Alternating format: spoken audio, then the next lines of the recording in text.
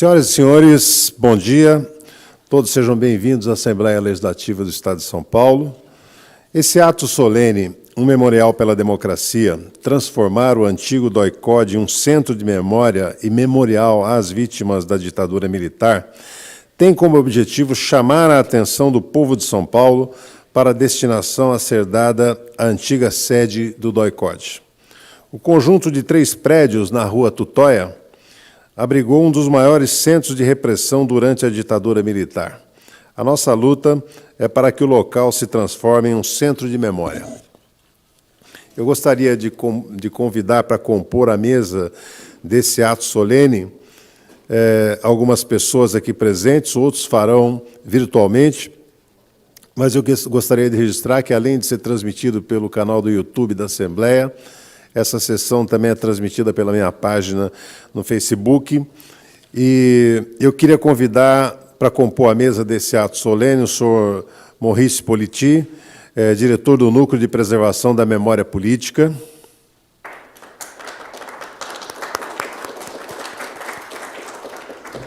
O senhor Marlon Weichart, procurador do Ministério Público Federal.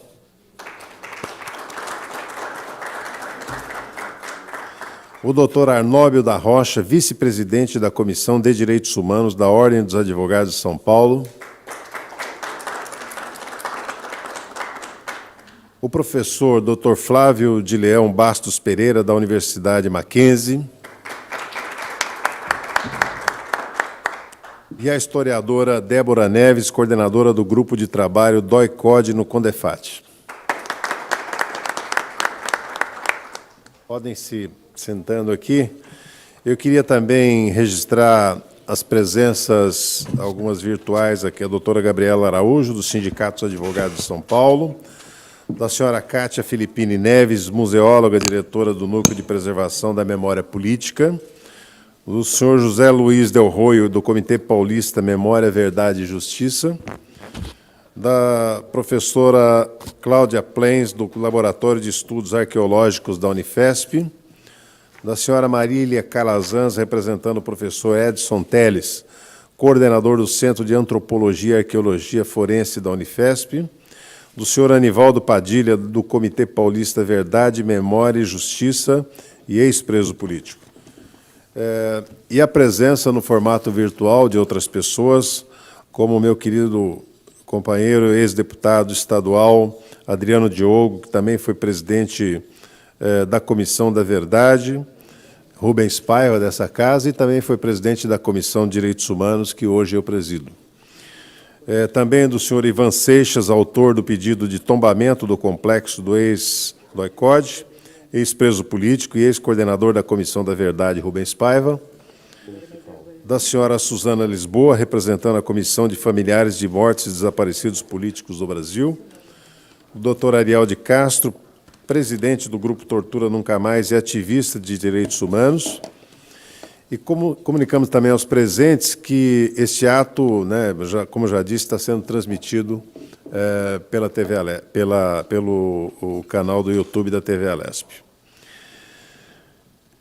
Antes de passar a palavra para os nossos convidados, eu gostaria de convidar a todos para assistir o documentário O Dia em que a Justiça Entrou no DOI-CODE. Esse documentário tem a duração de 17 minutos, foi dirigido pelo Camilo Tavares e produzido pelo Núcleo de Preservação da Memória Política. O vídeo reporta a audiência de conciliação realizada no último mês de setembro entre o Ministério Público e a Procuradoria da Fazenda, representando o Governo do Estado.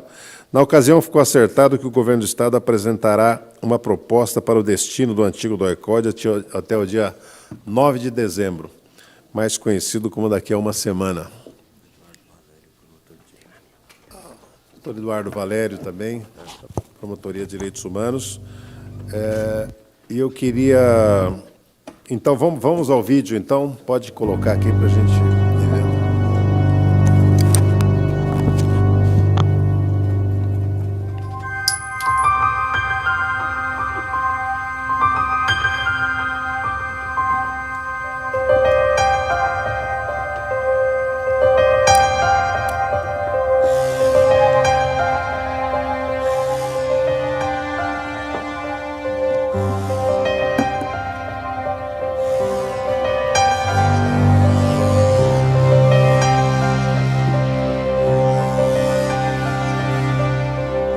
São Paulo, 9 de setembro de 2021. Pela primeira vez, depois de 52 anos, a Justiça entrou no DOI-CODE, o Destacamento de Operações de Informação, órgão subordinado ao Exército do regime militar que governou o Brasil de 1964 a 1985.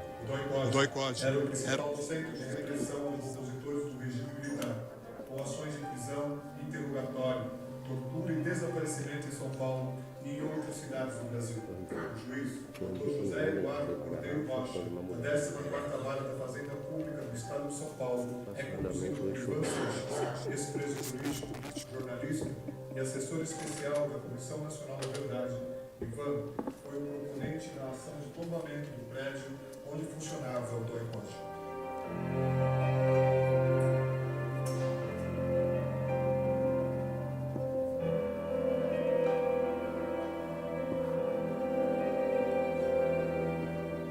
Quem viesse aqui ia encontrar uma delegacia, mas que só tinha 2 ou 3 salas ocupadas. O resto, todo o prédio era o prédio do DOI-CODE.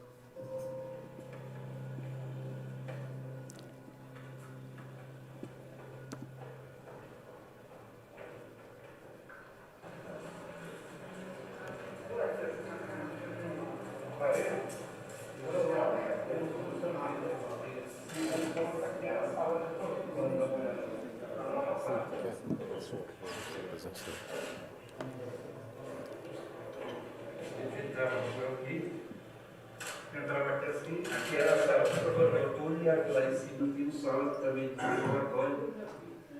Que lá era só, a cultura pesada grande.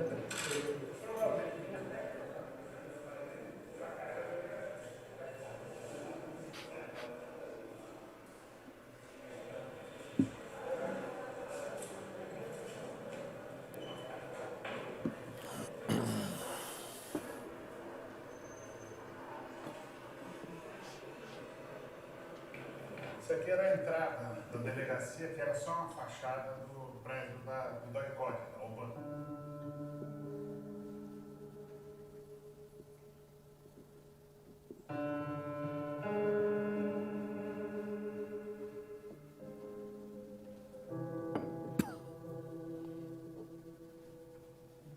Um jovem juiz tem a coragem de estar fazendo, a Polícia Civil nunca permitiu que nós entrássemos lá onde eram as celas, onde era a cela forte, onde era o cofre. A sala era a cela forte, aqui era a cela forte, de frente à porta do carro, e aqui tinha uma porta de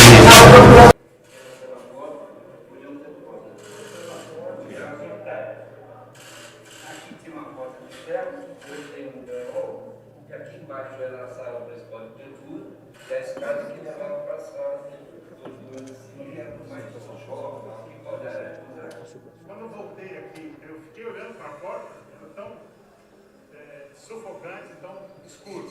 Tinha um portão do lado aqui, e essas janelas aqui eram o alojamento dos soldados.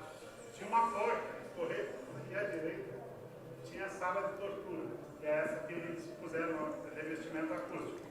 E depois puseram umas salinhas que é onde o Herzog morreu, o Manuel Filho morreu, chão, tá? E colchões no chão. E quando você era tirado para ser torturado, você já ficava alerta, né? Sou eu que vou subir. Você ficava no estado de pânico. Era um reinado de terror. Hoje é um dia da história do Brasil. Um juiz fazer audiência de conciliação dentro do DOI-CODE. Isso não tem precedentes na história. O governo do Estado, o Ministério Público, ele mesmo quis conhecer as pessoas. E ele ouviu os relatos das pessoas que por aqui passaram. Isso é a justiça de transição no seu modelo mais vivo. O DOI-CODE é um organismo do Estado comandado pelo Exército, mas composto por uma mescla de membros e agentes das Forças Armadas, da Polícia Militar e da Polícia Civil. A gênese, o início do DOI-CODE foi a chamada OBAN, Operação Bandeirantes, que foi fortemente financiada pelos grandes barões da indústria paulista na época, dinheiro recrutado a partir de feitas junto aos grandes empresários, inclusive com a presença da própria FENFIESP, da Federação das Indústrias, e que mantinham essas práticas de tortura a partir do dinheiro privado. E durante todo o tempo houve esse mecenato do mal.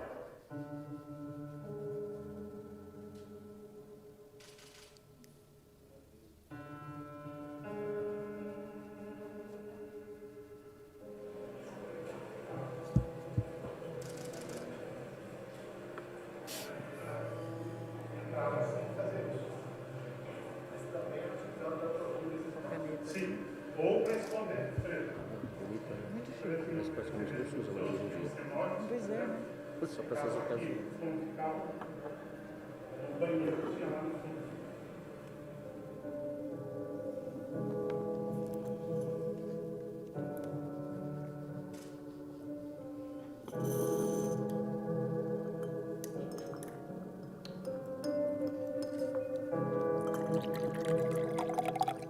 Aqui era o segundo andar, onde tinha as salas de tortura, na cadeira do dragão, onde tinha o pau de arara. Aqui não só meu pai, não só eu, fomos torturados. As pessoas ouviam os gritos do lado de fora, né? Não era uma coisa escondida, era aberta, para aterrorizar a população. A minha mãe ficou aqui nessa cela, ouviu toda a tortura, a minha e a meu pai, e ela olhou e viu o corpo do meu pai, que estava envolto nos jornais. E ela reconheceu pelas mãos, pela roupa. E aí o torturador gritou para o outro: de quem é esse presunto? E o outro respondeu: esse era o Rock. E eles morreram de isso. A senhora teve a certeza que era o meu pai, mas ela ouviu tudo. Então é um lugar realmente que a gente lembra com muito sofrimento tudo o que aconteceu aqui, os companheiros que eram torturados, as torturas na gente, né? A minha mãe foi presa comigo. Eles faziam barbaridade com as mulheres. Eles faziam barbaridade com as mulheres. Barbaridade. Eu fui torturada dentro da 36ª delegacia, na parte dos fundos, que tinha salas de tortura. Ele amarrava todos os fios na gente, todos que eram possíveis. Aqui eles colocavam os fios no ânus e na vagina, e eles ficavam com um fio solto passando assim, no seu corpo. No dia seguinte da minha prisão, foi presa a Crimeia, que é minha irmã, com os meus 2 filhos. Eu tinha 16 anos quando fui capturado pelo Exército. Eu e meu pai éramos militantes de uma organização clandestina de luta armada, chamada Movimento Revolucionário Tiradentes, MRT, e nós fomos capturados pelo Exército, ROICOD, e fomos trazidos para cá. E aqui nós fomos torturados juntos, e meu pai foi assassinado um dia depois, quase 2, de ter torturas ininterruptas. Eu não fui morto por mero acaso, né? Mas eu vi muita gente ser assassinada aqui. E aqui é um local de tortura e extermínio. O Estado de Direito, o devido processo legal, morreu aqui. Aqui é o local da morte dos presos políticos, dos jovens estudantes, e também é a morte da justiça. É o local da morte do direito. Aqui, a morte prevaleceu.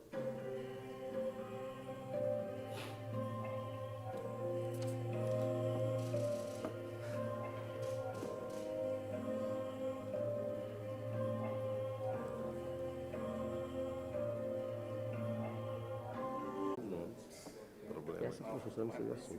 Como vai, Ari? Tudo bem? Como vai? Tudo bem? Tudo bom? Disponha de mim aqui, viu? Ele é advogado. Eu não sei, mas ele também foi preso lá no DECOD. E Costa França. Eu não sabia não como. Bom, a situação do ministério local. Se tem alguma coisa que está com você.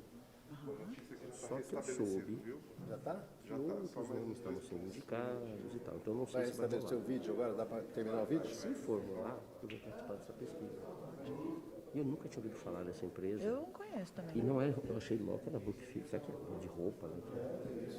Não, aí eu entrei, era uma empresa antiga de investimento. Mundo financeiro. Eu não fui morto por mero acaso, né? Mas eu vi muita gente ser assassinada aqui. Aqui é um local de tortura e extermínio. O Estado de Direito, o devido processo legal, morreu aqui. Aqui é o local da morte dos presos políticos, dos jovens estudantes, e também é a morte da justiça. É o local da morte do direito. Aqui, a morte prevaleceu.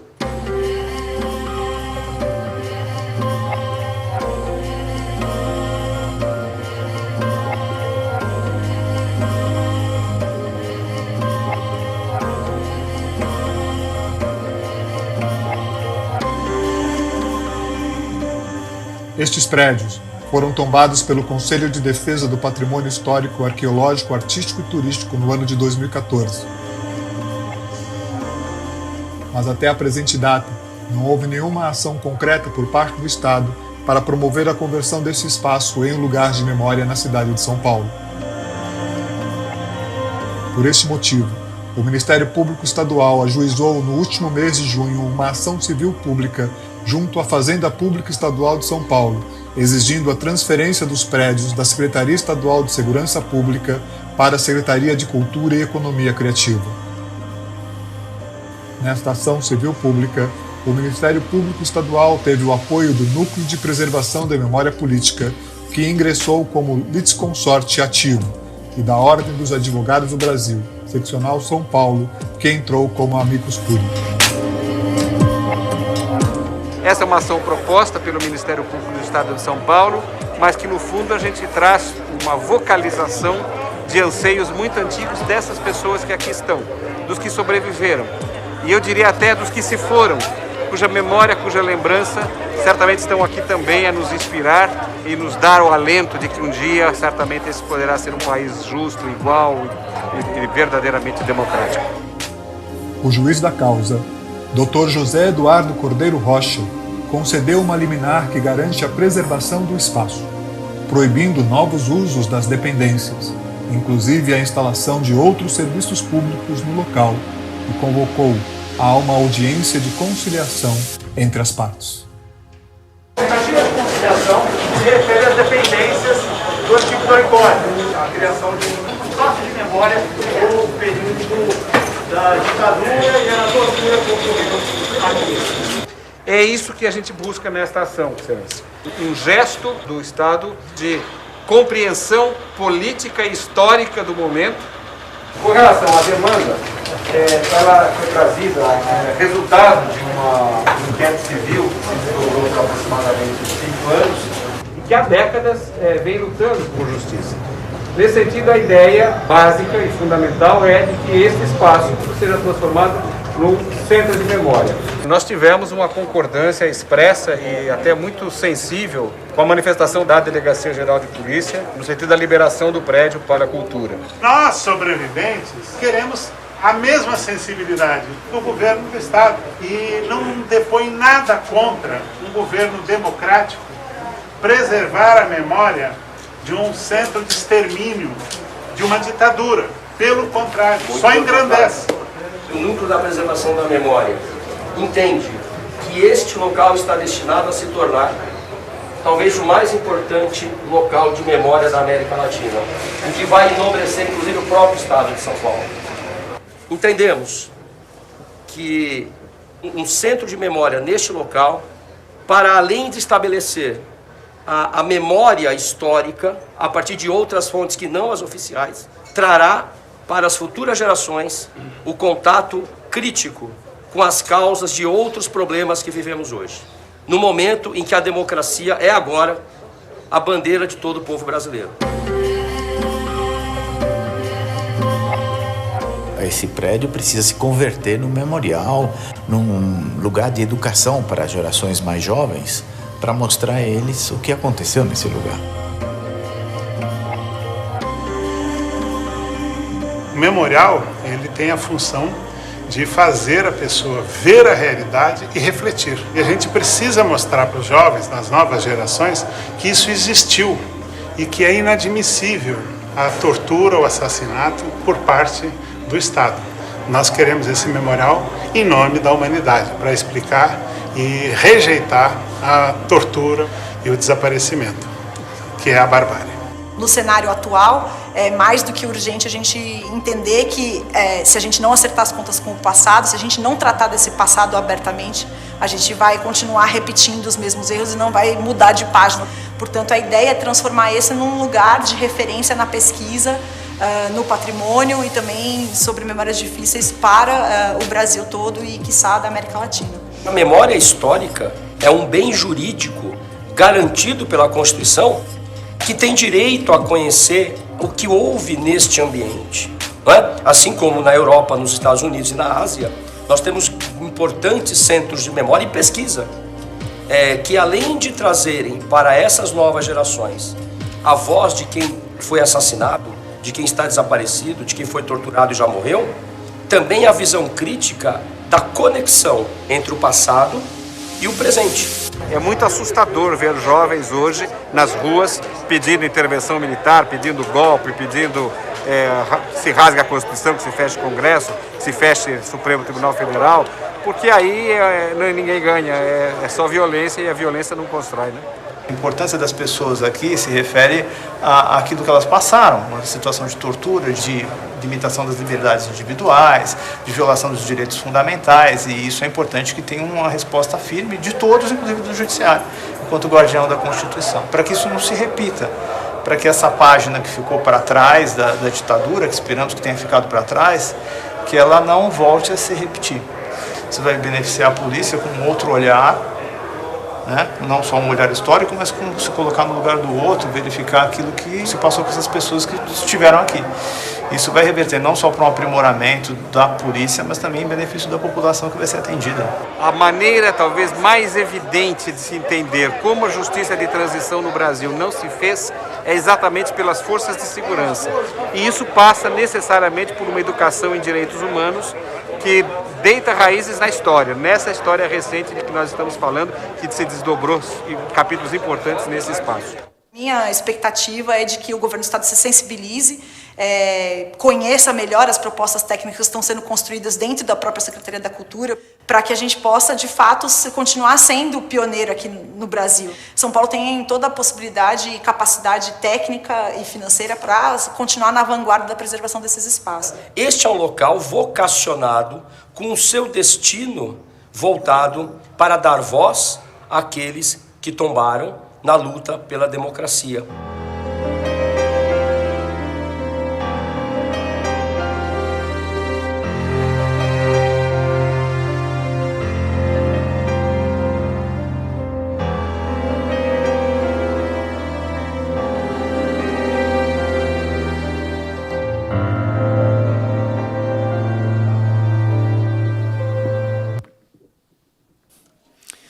É inacreditável que depois de tanto sofrimento, ainda um candidato a ministro do Supremo diga no seu interrogatório que não se derramou sangue para conquistar a democracia brasileira, né?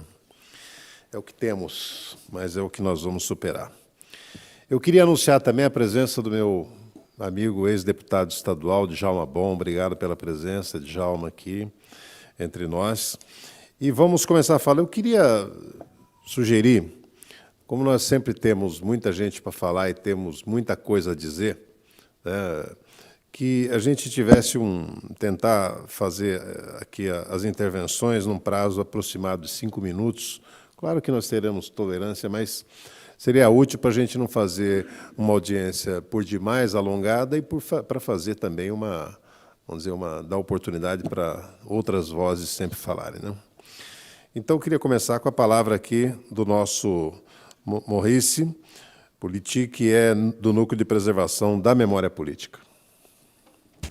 Obrigado, deputado. Queria saudar todos vocês que estão aqui, todos e todas, agradecendo, em primeiro lugar, e enaltecendo o papel do deputado Emílio, quando ele realmente concordou em que se fizesse ele convocou essa audiência, que é tão importante para dar visão ao planteamento de todos os organismos da sociedade civil, toda a área acadêmica, toda a área do direito, né, da OAB, dos operadores de direito, que desde o ano de 2014, com a iniciativa do tombamento, fez desse lugar uma bandeira de luta, né? O DOI-CODE foi, como se viu no filme, os vários depoimentos, não vou repetir, um dos centros de tortura, de extermínio mais importantes do país, e preservado na sua integridade, como ele está agora,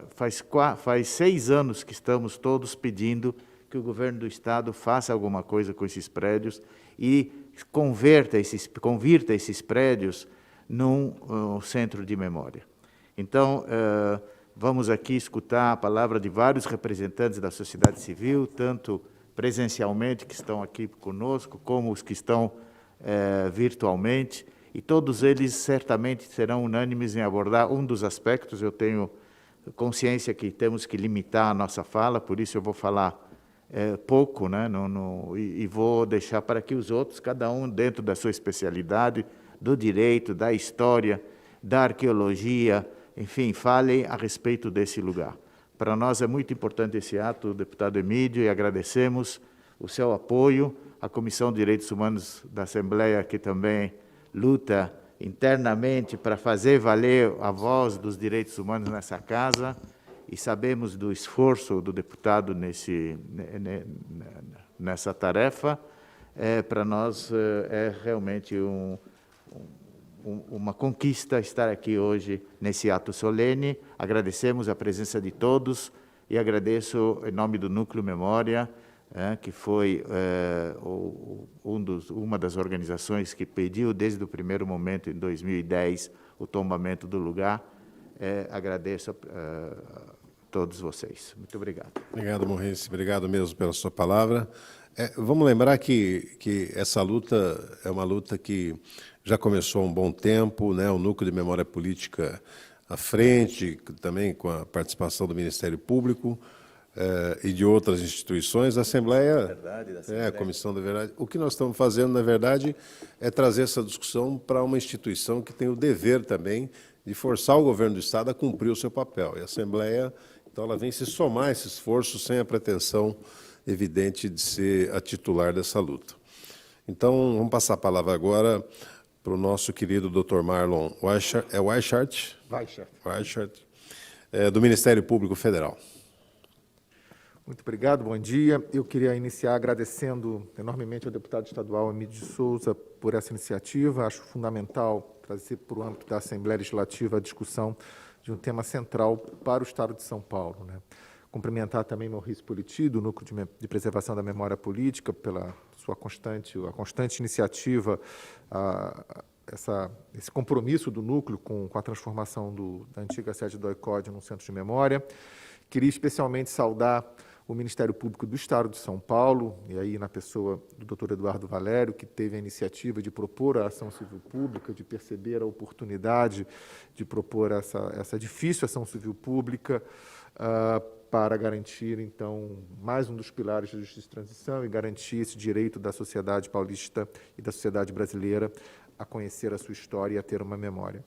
Queria saudar também ao Ivan Seixas, ele foi, eu acho que, o precursor da iniciativa de pedir o tombamento dos prédios do DOI-CODE. Eu acho que a gente não deve nunca perder essa perspectiva fundamental para que a gente esteja onde estamos hoje, e cumprimentar também a doutora Débora Neves, que foi a responsável pelos estudos dentro do processo de tombamento que levaram à aprovação dessa medida.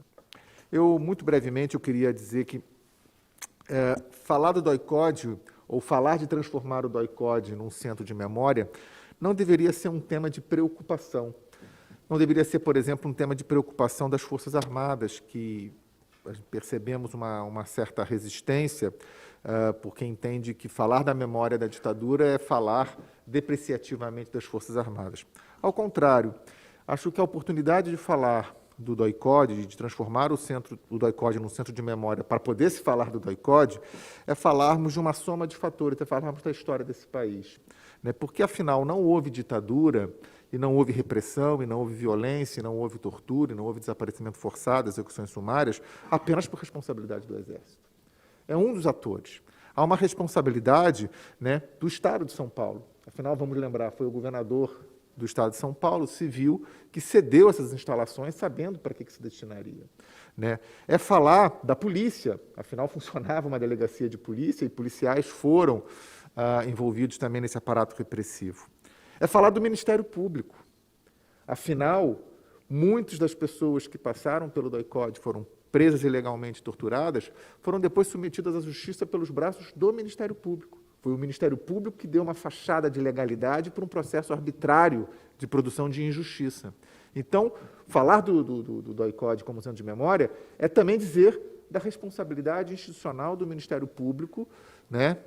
Naquele tempo o Ministério Público Militar, mas é o Ministério Público da União e é o Ministério Público como um todo, que participou dessa fachada e desse processo repressivo. É falar, claro, da justiça. Nós não vamos estar falando de outros poderes, mas também da própria justiça, do Poder Judiciário, que aceitou participar desse modelo autoritário e arbitrário. É falar, na verdade, de todos nós. É falar dos espectadores, né, dos chamados bystanders, que viam, sabiam, mas ou não acreditavam, ou não ligavam, ou não queriam se envolver, ou tinham medo, né, mas que deixaram que durante 21 anos funcionasse uma ditadura militar nesse país, violando gravemente direitos humanos e cometendo crimes contra a humanidade. Então, os empresários que financiaram, né? Os empresários que financiaram, como foi bem mencionado no documentário, e é tema também de investigações que são conduzidas atualmente pelo Ministério Público. Pois bem, eu acho que esse é um primeiro aspecto, né? E aí vem a questão, quem tem medo da memória? Por que essa resistência a produzir memória? Afinal, a memória não tem dono, a memória não tem lado. A memória é um bem coletivo, né? É um patrimônio coletivo. É na memória, no espaço da memória, que se vão desenvolver as narrativas, que se vão compreender as narrativas, né? Aliás, a memória não julga ninguém, nenhuma pessoa, nenhuma instituição. Ela é apenas um espaço, uma iniciativa, uma atividade que lança as bases para a reflexão, para o não esquecer e, portanto, para não repetir. Eu acho que o que a gente precisa deixar muito claro, inclusive e especialmente para o governador do Estado, é que não há democracia sem memória. Não há democracia. Se nós queremos superar esse rebrote autoritário do país, nós temos que investir agora, já, na produção da memória daquilo que está por trás desse rebrote autoritário no nosso país. E certamente, a meu ver, o governo do Estado, as Forças Armadas, as forças estaduais de segurança, têm em comum com a Assembleia Legislativa do Estado de São Paulo, com os movimentos sociais, com os ministérios públicos, estadual e federal, as organizações de vítimas e familiares de vítimas, têm em comum um objetivo de fortalecer a democracia. Porque se a gente não acreditar nisso, já há um fracasso absoluto. Ainda que pessoas das instituições joguem contra a democracia, nós temos que trabalhar com o suposto de que as instituições existem para garantir e desenvolver a democracia. Então, mais uma vez eu pergunto, quem teme a memória? E, nesse sentido, eu vejo que esse conjunto de prédios onde funcionou o DOI-CODE tem apenas e exclusivamente uma única vocação. Não há outra vocação possível para aqueles prédios, senão serem um espaço de memória. Ali não dá, não, é incompatível com essa história pensar em qualquer outro serviço público, qualquer outra atividade pública ou privada sendo desenvolvida naquele espaço. Então é inexorável essa transformação dos espaços do DOI-CODE em centros de memória. É um momento, é mais do que oportuno de superar essa dificuldade, porque qualquer pessoa que tenha minimamente um compromisso com o Estado Democrático de Direito não tem argumentos para impedir essa movimentação. Então, minha mensagem final a essa Assembleia, ao Estado de São Paulo, ao governador do Estado de São Paulo, ao secretário de Cultura do Estado de São Paulo, é que não tenhamos medo de falar do passado, de falar de direitos humanos, de falar de disputas, de visões de mundo, de narrativas. Tenhamos medo apenas do silêncio conivente com o autoritarismo, a violência e as graves violações de direitos humanos, porque é esse silêncio conivente que atrai a repetição. Obrigado, senhor deputado. Muito obrigado mesmo pelas suas palavras, Dr. Marlon. Eu passo a palavra agora, está online conosco e vai fazer a sua intervenção o doutor Eduardo Valério, do Ministério Público Estadual. Muito bem, bom dia a todos e a todas. Queria cumprimentar aos integrantes desta Comissão de Direitos Humanos da Assembleia Legislativa de São Paulo, na pessoa do deputado Emílio de Souza, por essa iniciativa conjunta com o Núcleo de Preservação da Memória Política, de expor no ambiente parlamentar da Assembleia Legislativa uma questão absolutamente fundamental e indispensável para esse momento histórico do Brasil e muito especificamente para São Paulo, para a memória política e para o fortalecimento da democracia. Na pessoa do deputado Emílio, eu queria cumprimentar os integrantes da mesa presencial aí na Assembleia Legislativa, todos, sem exceção, parceiros, companheiros e amigos que compõem essa mesa, e daqueles com quem eu compartilho esta sala virtual, eu me permito fazer um cumprimento na pessoa do querido amigo e parceiro Ivan Seixas, que está aqui em algum ambiente na nuvem, que eu ainda não ouvi, mas é sempre um parceiro muito querido em todas essas lutas em favor de justiça e democracia.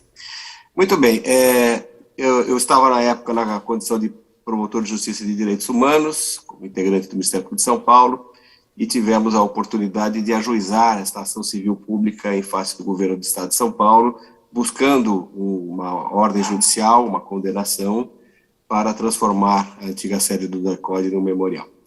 É evidente que a questão ela é eminentemente política, né? Não há como escapar disso, e as questões que dizem respeito à justiça de transição, elas são, digamos, majoritariamente políticas, mas não exclusivamente. E existe um aspecto jurídico que precisa ser sempre destacado, e a judicialização da questão, portanto, se tornou possível porque é cabível que nós consigamos identificar no dever de preservar a memória algo que vai além de uma mera decisão política, não é mera, esse mera está mal empregado, de uma decisão política, mas também de uma determinação jurídica, uma ordem legal, um comando legal, né?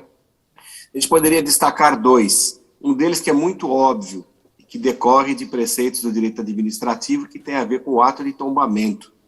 Esse tombamento, aliás, por iniciativa do Ivan Seixas, que aqui está e que contou com a atuação destacada e indispensável da doutora Débora Neves, que também está aí à mesa, né? Esse tombamento que se decretou não se deu por razões arquitetônicas, pela especial beleza do prédio, porque ele não existe. O tombamento se deu por razões exclusivamente de memória histórica e política. E, portanto, como disse o amigo Marlon, não há outra vocação para aquele prédio que não seja o de preservação e divulgação da memória histórica e política. Existe aí, portanto, um comando legal que decorre da própria sistemática do direito constitucional e do direito administrativo, de que o Estado, que é o detentor do imóvel, o dono, o proprietário do imóvel, que ele dê a destinação para que o tombamento se complemente no sentido de transformar aquele espaço num espaço de educação em direitos humanos e de memória. Este é um dos pontos destacados na ação judicial, embora haja outros, e há um segundo que eu queria também lembrar, que me parece fundamental para esta e para outras questões, que é a questão das comissões nacionais da verdade, das comissões de verdade e especialmente da Comissão Nacional da Verdade, que foi instituída por lei. É preciso que nós consigamos construir um precedente de que as deliberações ou recomendações da Comissão da Verdade são vinculantes, que o Poder Executivo, em primeiro lugar, e os outros todos agentes que estejam ligados às recomendações, estejam obrigados, no limite das suas competências e atribuições, a levar adiante aquelas recomendações. Porque a Comissão Nacional da Verdade, a par de ter sido instituída por uma lei federal, ela decorre também de uma condenação que o Brasil sofreu na Corte Interamericana de Direitos Humanos, no caso Gomes Lund. Portanto, a compreensão da Comissão Nacional da Verdade como uma ordem judicial, uma ordem legal, a partir de uma decisão judicial do direito convencional, ou seja, o direito internacional de direitos humanos, significa colocar a discussão num âmbito ou num patamar jurídico superior ao que nós estamos acostumados numa visão positivista extremamente singela e rasa de um direito imediato, né? Essas duas questões, que são, portanto, de ordem jurídica e que estão postas na ação, não retiram, como eu disse, o caráter eminentemente político do tema. E é nesse sentido que uma audiência pública como essa traz um grande avanço, porque dá uma exposição e, sobretudo, abre um diálogo, reforça um diálogo com o governo do Estado, com o governador do Estado, agora que nós estamos a poucos dias do prazo fixado pelo magistrado da causa para que o Estado apresente uma proposta de conciliação. Eu queria também destacar aqui, rapidamente, a importância da iniciativa do magistrado José Eduardo Cordeiro, que abriu essa possibilidade da negociação. Fosse ele um magistrado, digamos, menos criativo ou menos corajoso, teria dado um trato eminentemente processual, receba a petição inicial, cite-se, e vem a contestação do Estado, e vamos à réplica, e tem prova para produzir, não tem, sentença e acabou. Sim ou não, e ponto final. Mas não, ele percebeu a importância do tema, ele percebeu o ineditismo da questão, aparentemente foi a primeira ação judicial a respeito de justiça de transição na justiça estadual, e por conta disso ele tomou essa iniciativa de abrir um espaço para uma tentativa de conciliação, fazendo aquela audiência histórica lá nas instalações do DOI-CODE naquela tarde, né? Portanto, o que se espera do governo agora, nesses próximos dias, é a sensibilidade de tratar esse tema à margem das questões meramente eleitorais de momento, e que se coloque, de fato, como uma questão de Estado e, sobretudo, como uma prova inconteste de apreço pela democracia. E, nesse sentido, é que se espera que haja, sim, algum tipo de proposta razoável, reconhecendo que a vocação única para aquele prédio é a memória. Nós não identificamos, até onde acompanhamos as questões da própria investigação do inquérito civil, que fundamentou a ação civil pública, nenhum óbice de natureza administrativa ou burocrática. Primeiro porque não há, e tampouco financeira ou orçamentária. Primeiro porque não há transferência de propriedade, o prédio é do Estado, né? O que se pretende é simplesmente uma transferência de secretaria, saindo da Secretaria de Segurança Pública para a Secretaria de Cultura. Portanto, é um ato administrativo de uma singeleza ímpar, né? Então não há nenhuma questão burocrática nisso. Tampouco é uma questão administrativa ou institucional, porque a Secretaria de Segurança Pública subaproveita aquele prédio, como nós sabemos. Basicamente, uma ou duas pequenas salas do prédio mais novo, que dá a entrada pela Tomás Carvalhal, é que são utilizadas para um laboratório de perícia investigatória. E, evidentemente, poderia ser alocado para alguns dos outros inúmeros imóveis que a Secretaria de Segurança Pública tem no município de São Paulo. O restante, o prédio ele está vazio, né? Exatamente porque só pode ser utilizado como um memorial. Então, não há óbice de natureza administrativa. E também não há óbice de natureza orçamentária e financeira nisso que se pretende, que é a destinação do imóvel para fins de memorial. A elaboração do projeto e a própria transformação do projeto em memorial é discussão para depois, inclusive envolvendo um cronograma que abranja, eventualmente, o prédio da frente, onde atualmente funciona o distrito policial. Portanto, para este momento inicial, que permitiria a conciliação e uma decisão de conciliação que pusesse fim à ação judicial, seguramente não há óbices e é disso que esperamos. Então, usando os meus 5 minutos, eu queria agradecer esse convite que me foi dado, a oportunidade de vir aqui falar em nome da instituição, do Ministério Público de São Paulo, e mais uma vez cumprimentar a todos e dizer que sem uma luta em favor do fortalecimento da democracia, do Estado de Direito, nós estamos todos condenados a reproduzir um passado de violência de Estado, de torturas, de desaparecimentos, e a história recentíssima do país já mostrou que não são ameaças distantes, mas, ao contrário, ameaças extremamente concretas e que cabe a cada um de nós, com o compromisso que temos, profissional, pessoal, político, histórico, de lutar contra isso. Muito obrigado e um bom dia a todos e a todas. Obrigado, doutor Eduardo. Agora nós vamos chamar também online a participação do ex-deputado Adriano Diogo, que foi presidente da Comissão de Direitos Humanos e da Comissão da Verdade, que, vamos dizer, como pôde se perceber no vídeo, tem tudo a ver com essa luta, foi um dos idealizadores, e eu chamo então a palavra o ex-deputado Adriano Diogo.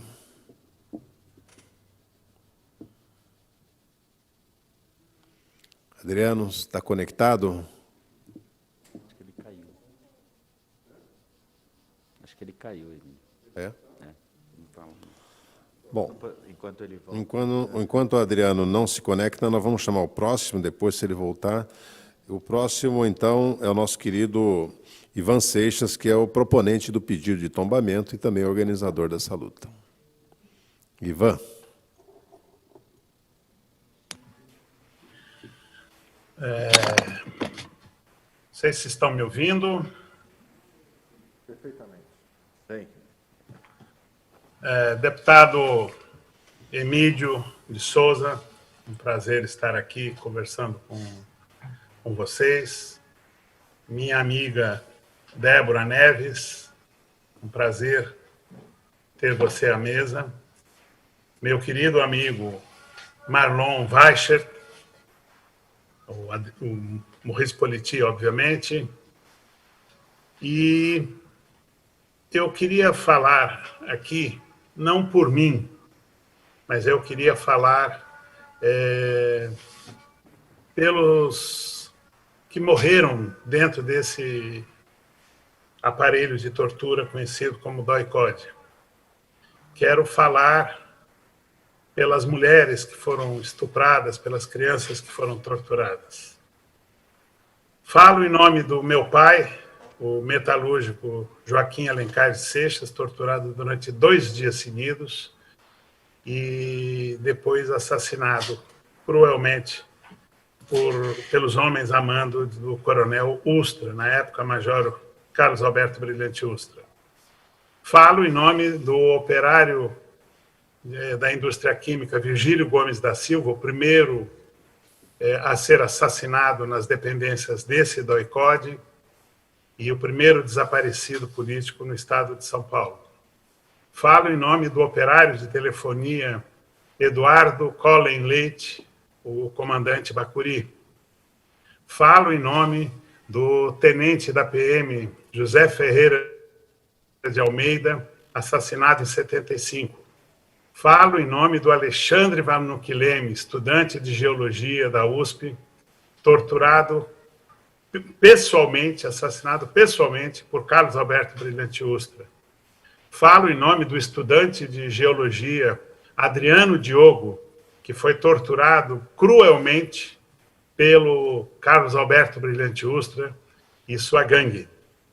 Falo em nome das mulheres que foram torturadas e foram estupradas, a começar pela minha irmã, Ieda Seixas, pela filha da Terezinha Zerbini e do general Zerbini, que também foi estuprada. Falo em nome das mulheres que serviram de cobaia para espetáculos em que os empresários compravam ingresso através do suposto empresário, o mercenário Albert Henning Boylissen, que cobrava ingresso para os empresários assistirem mulheres ser torturadas. Falo em nome das crianças que foram torturadas dentro do DOI-CODE, como os filhos do Virgílio, o Carlos Azevedo, filho de Dermi Azevedo. Falo em nome dos jovens, estudantes, operários, camponeses, como o líder sindical bancário Aloísio Palhano Ferreira Pedreira, que foi assassinado cruelmente dentro desse centro de extermínio e assassinatos. Falo em nome do líder camponês Manuel Lisboa de Moura. Falo em nome de todos aqueles que foram torturados, que foram violentados e foram desaparecidos. Falo em nome de todas as pessoas que têm o compromisso com a verdade, que têm o compromisso de não deixar esquecer. E estas pessoas que foram torturadas, que foram mortas, foram desaparecidas, elas nunca vão descansar. Elas estão vivas para fazer a cobrança dos torturadores e dos omissos que se negam a ver a verdade, se negam a ver a necessidade de cultuar a memória do nosso povo, que tem uma história baseada em sangue e em esquecimento. É só ver Zumbi, Tiradentes, Felipe dos Santos, os comunistas do começo do século que foram torturados no DOI-CODE da época, que era o DOPS, todos aqueles que lutaram por liberdade foram banhados de sangue. E a história oficial passa a imagem de que foram apenas reprimidos. Eles foram torturados, foram manchados, o chão dessa pátria foi manchado de sangue, a começar por este local, o DOI-CODE. Nós não podemos nunca esquecer. E os nossos mortos, as nossas mortas, os nossos desaparecidos e desaparecidas vão sempre cobrar. Sejam os torturadores, sejam os governadores que, por omissão, por covardia, se negam a fazer o tombamento do prédio, que depois nós conseguimos fazer, que se negam a transformar ali num centro de memória. O prédio do DOPS foi transformado num centro de memória, que é o Memorial da Resistência, e qualquer atividade no país que lembre ditadura, pode ser a eleição do Lula, pode ser a eleição da Dilma, pode ser a condenação do Brasil no exterior pelas torturas e assassinatos, todas as câmeras dos meios de comunicação correm para o Memorial da Resistência para registrar as celas e aquele ambiente tenebroso que era, porque é o único espaço de memória. A omissão dos que se recusam a ver a importância da memória para o futuro do nosso povo tem que se espelhar lá na França ocupada pelos nazistas, que se não tivessem cultuado a memória, o governo de Vichy, que foi o governo entreguista, colaboracionista, seria mais um governo. Que o governo eleito na Alemanha seria mais um governo, e não o responsável por um genocídio chamado Holocausto, que matou pelo menos 6 milhões de judeus, pelo menos 9 milhões de ciganos, que matou 23 milhões de comunistas na Europa toda, que matou homossexuais, que matou evangélicos, né, os protestantes, seria apenas mais um governo. E o campo de Auschwitz, Treblinka, Sobibor seriam destruídos e construído um shopping center, por exemplo, no local. E não seria lá aquele documento. Concluindo, então, por favor. Eu falo pela boca dessas pessoas e digo, nunca esqueceremos, sempre vamos cobrar. Muito obrigado. Obrigado a você, Ivan, pela sua contribuição. Vamos prosseguir agora, então, com a nossa... O Adriano Diogo está na linha. O Adriano voltou? Adriano, você me ouve? Ele me escreve dizendo que está na linha. Adriano? Não. Bom. Vamos prosseguir aqui, então, agora com a doutora Débora Neves, do Grupo de Trabalho do DOI-CODE. Bom dia a todos presentes. Queria cumprimentar o deputado, que foi prefeito da cidade que eu morei por 7 anos, inclusive. Saudar a iniciativa da Comissão de Direitos Humanos da Assembleia Legislativa, casa esta que, inclusive, ficou 16 meses fechadas após o AI-5, né, entre fevereiro de 1969 e junho de 1970. Então, assim como o Maurice citou aqui na sua fala inicial, é um privilégio estar aqui falando sobre democracia e sobre memória, sobre história, no momento em que a gente está passando por tantos reveses e retrocessos no nosso país.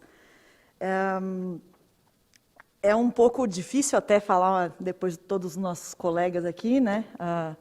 Ivan citou nominalmente cada um de nós aqui como amigos, e eu acredito que, ao longo deste processo, todos nós, de campos muito distintos, acabamos nos tornando amigos em torno de uma causa comum. E o que eu gostaria de iniciar aqui a falar é exatamente que esta não é uma ação feita só entre amigos ou por pessoas que têm alguma relação direta e imediata com o DOI-CODE. Essa é uma ação que interessa a todos nós, como bem lembrou Marlon em sua fala também, todos aqueles que defendem a democracia, que têm um compromisso com a democracia. Portanto, estar aqui na Assembleia Legislativa hoje é a segunda vez que eu estou aqui falando sobre o mesmo tema. A primeira vez eu estive num outro contexto, durante os trabalhos da Comissão Estadual da Verdade, falando justamente sobre a importância da preservação desses espaços. Então, como a pessoa responsável pelo estudo de tombamento que garantiu a preservação física deste lugar, eu gostaria de trazer alguns elementos importantes, porque é uma oportunidade que nós temos de comunicar à população de São Paulo também uma certa prestação de contas da Unidade de Preservação do Patrimônio Histórico, que é um órgão técnico da Secretaria de Cultura e Economia Criativa, do trabalho que nós temos feito ao longo dos anos. Não se trata apenas de reconhecer o DOI-CODE como o mais importante centro de detenção e extermínio, não só do Estado de São Paulo, mas do Brasil. Mas o que nós temos identificado ao longo dos anos, eu estou na UPPH desde 2010, é que existe um desejo e uma vontade da sociedade paulista e paulistana em reconhecer as violações de direitos promovidas pelo Estado, não só neste lugar, mas principalmente neste lugar. Então, ao passo que nós, no CONDEFAT, que é o órgão, na verdade, deliberativo, que toma as decisões pelo tombamento, nós trabalhamos sempre por provocação, ou seja, nós precisamos receber os pedidos da população para que possamos fazer os estudos. O que nós identificamos é que cada vez mais se clama para que esses lugares sejam preservados e que nesses lugares sejam contadas as histórias de violações várias, inclusive, por exemplo, dos asilos colônia de Hanseníase no estado de São Paulo, que foram reconhecidos como patrimônio. Então, o DOI-CODE ele é um marco na preservação de lugares de memória do estado de São Paulo, não porque foi o primeiro, porque não foi, nós temos outros lugares que já foram reconhecidos pela sua importância durante o período da ditadura civil-militar no Brasil, mas porque foi o processo que transpôs a barreira do tombamento apenas como um ato administrativo declaratório. O tombamento ele garante apenas a existência física e a preservação física de determinados espaços. Mas, para que esses espaços sejam compreendidos, entendidos por todos, em todas as suas dimensões e suas potências, é necessário que dê esse uso adequado a estes espaços. E isso o tombamento não pode garantir. O tombamento não tem esse poder de determinar qual vai ser o uso que vai ser dado a determinados espaços. Porém, como já foi dito aqui, não existe outra vocação para este espaço que não aquele de instalação de um memorial em que conte-se a história que realmente aconteceu naqueles espaços. Não há aqui nenhuma possibilidade de falarmos em excesso de memória sobre este período, quando nós temos um parlamentar que sobe à tribuna da Câmara dos Deputados e elogia aquele que foi o grande articulador e o grande responsável por mortes e por torturas durante o período em que o DOI-CODE existiu. Não há que se falar em excesso de memória quando o vice-presidente da República, em entrevista a um veículo de imprensa alemão, afirma que o coronel Brilhante Ustra era uma pessoa agradável e que nunca fez mal a nenhum dos seus colegas. Não há que se falar em excesso de memória quando, ontem mesmo, nós vimos uma pessoa sendo algemada a uma motocicleta da Polícia Militar e sendo arrastada por uma das avenidas mais importantes da Zona Leste de São Paulo, em plena luz do dia. Não há que se falar em excesso de memória quando a tortura é cometida à luz do dia, numa via pública da cidade mais rica da América Latina. Portanto, eu gostaria de encerrar dizendo que o tombamento ele é um ato importante, mas ele não se encerra em si mesmo. E o nosso grupo de trabalho foi instituído dentro da Secretaria em função e em resposta ao inquérito civil que o doutor Valério já comentou aqui. Ele é a demonstração de que o tombamento ele é um primeiro e importantíssimo passo e que é necessário que esses outros passos sejam dados com o apoio técnico e com o apoio da sociedade civil, que é o que nós estamos fazendo dentro do grupo de trabalho do DOI-CODE, que reúne não apenas pessoas que ficaram detidas ilegalmente, foram torturadas e presas no DOI-CODE, mas reúne pesquisadores, pessoas da sociedade civil, instituições da sociedade civil e a universidade, tanto federal quanto estadual. Portanto, o apelo aqui também é direcionado ao governador do Estado de São Paulo, de que, se o Estado de São Paulo é vanguarda na preservação do patrimônio cultural relacionado à memória da ditadura e outras memórias tão difíceis, se é pioneiro na instalação do Memorial da Resistência, que ainda é o mais importante equipamento que trata deste período, que o Estado de São Paulo também seja o pioneiro em instalar no DOI-CODE não apenas um memorial, mas, como foi dito pelo Flávio no documentário apresentado antes do início dessa sessão, um centro de referência de pesquisa em memórias difíceis da América Latina. Eu agradeço muito a oportunidade e estou à disposição para qualquer esclarecimento, seja de quem está nos assistindo, seja aqui da plateia. Muito obrigada. Obrigado, Débora. Obrigado pela sua contribuição. A doutora Gabriela Araújo pede para informar que não vai usar a palavra, se sentindo representado pelos próximos oradores, que é o doutor Arnóbio. Oi? O Adriano está na linha. O Adriano reentrou? Adriano, você me ouve? Adriano Diogo, você me ouve? Passei o microfone. Sim, perfeitamente. Então, nós vamos passar a palavra para Sempre te ouvi. Adriano, então, você com a palavra, nós já tínhamos tentado chamar antes, por 5 minutos.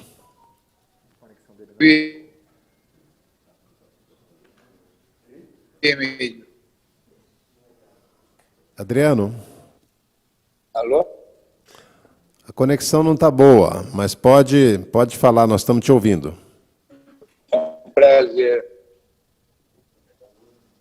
Foi nesse auditório Teotônio. Eu também estou. Foi nesse auditório 76 audiências da Comissão da Verdade Rubens Paiva.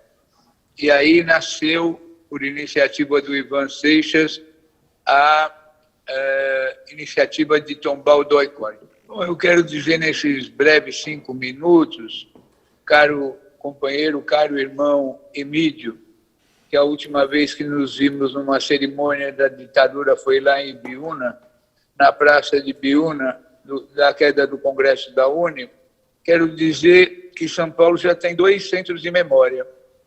Um no antigo prédio do DOPS e um que vai se instalar agora no prédio da Auditoria Militar. Mas não há nada mais representativo que a delegacia da Rua Tutóia, onde funcionou o DOI-CODE. As pessoas que gostam de falar de estatística diz que lá apenas 50 pessoas, ou por aí, foram mortas ou estão desaparecidas. Esse dado é completamente equivocado. O DOI-CODE de São Paulo, antigamente a Operação Bandeirantes, que funcionava naquela delegacia, era a sede nacional da repressão. Tudo o que acontecia no Brasil tinha o comando lá, principalmente quando Carlos Alberto Brilhante de Ustra comandou aquela unidade. Tudo o que aconteceu no Araguaia, tudo o que aconteceu na Operação Condor, tudo o que aconteceu em Pernambuco, na Chácara São Bento, tudo o que aconteceu com as pessoas que entravam pela fronteira e eram assassinadas, saiu do comando do DOI-CODE. Não tenho dúvida nenhuma em dizer que dos 500 mortos e desaparecidos brasileiros, toda a ordem partiu de lá. Lá era o Comando Nacional. Então, caro Emílio, creia ou não, acredite ou não, demais companheiros que estão aí na sala, Teotônio Vilela, na semana em que foi aprovada a lei da anistia, Maluf, o governador de então, fez questão de ceder o terreno do DOI-CODE ao 2º Exército. Medida que, se não me engano, já caducou, que foi por decreto. Mas isso poderia ser revogado imediatamente, como um simbolismo.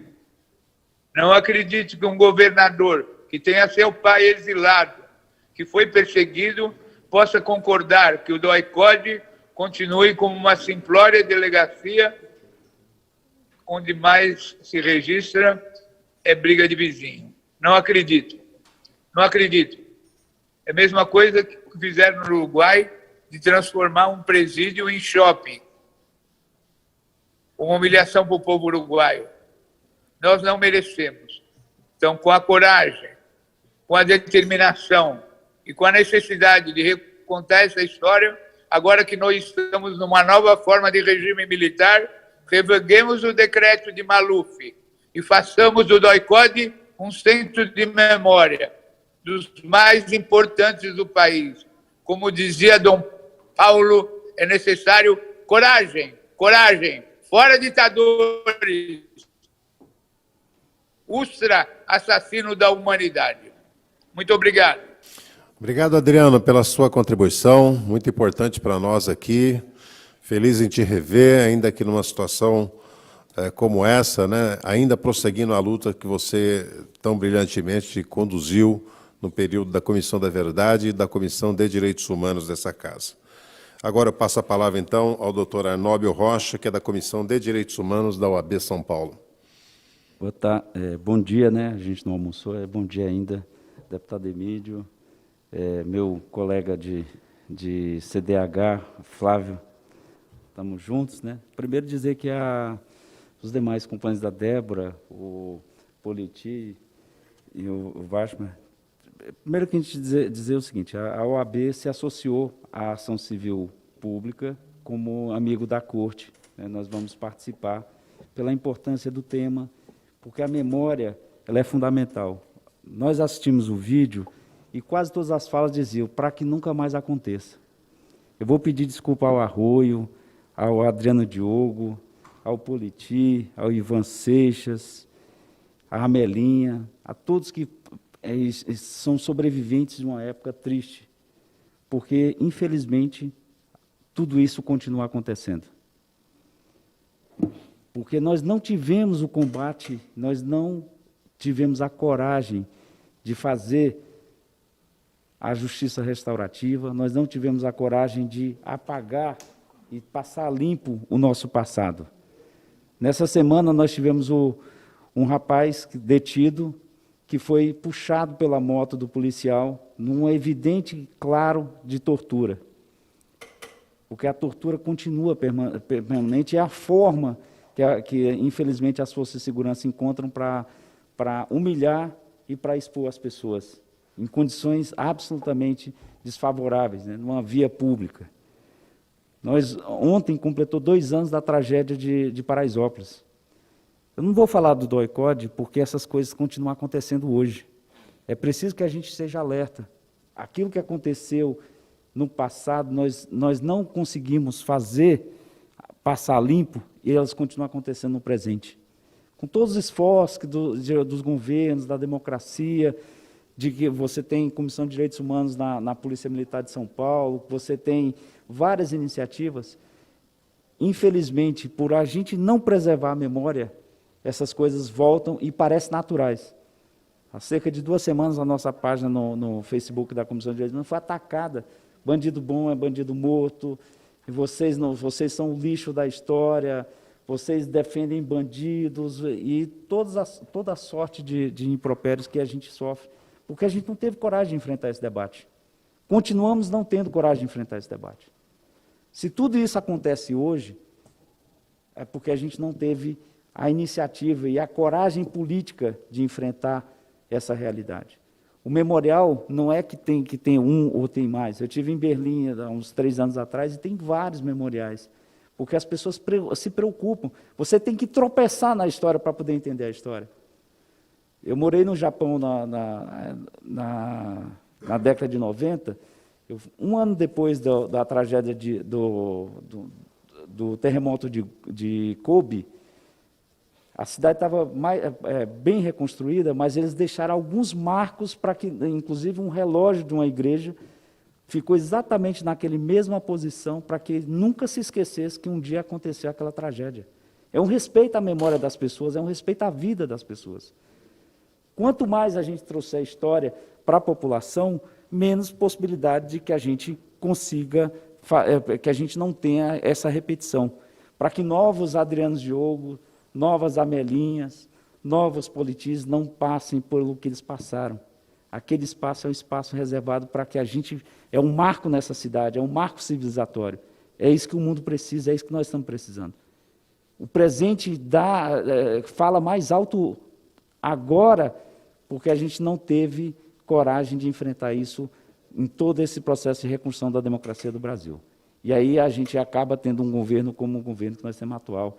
Nós temos um ministro no STF que defende o que ele está defendendo.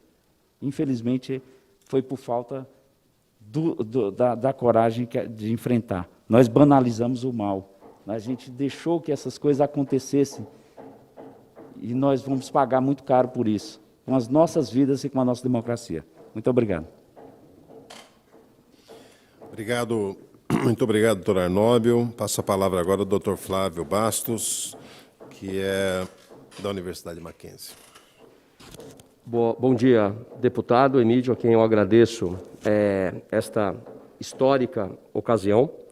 Débora, Maurice, Marlon, meu querido Arnóbio, Ivan, a todos os sobreviventes, a todos que passaram por lá, em memória daqueles que não podem estar conosco hoje aqui.